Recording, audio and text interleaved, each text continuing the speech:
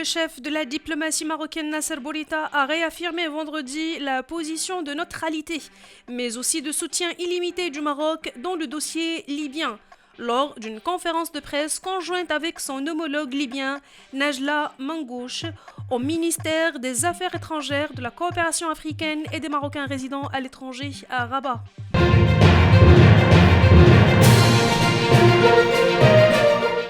Du nouveau dans les conditions d'accès au Maroc après la reprise des vols prévus le 15 juin, selon un nouveau protocole sanitaire publié ce vendredi 11 juin par le ministère de la Santé.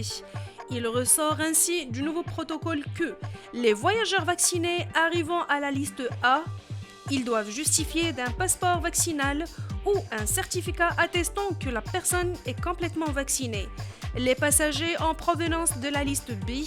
ils doivent fournir une autorisation exceptionnelle accordée par les services consulaires, un test PCR négatif à l'embarquement de moins de 48 heures, une quarantaine contrôlée de 10 jours à la charge de l'intéressé dans des structures préalablement désignées par les autorités locales, un test PCR de contrôle au 9e jour.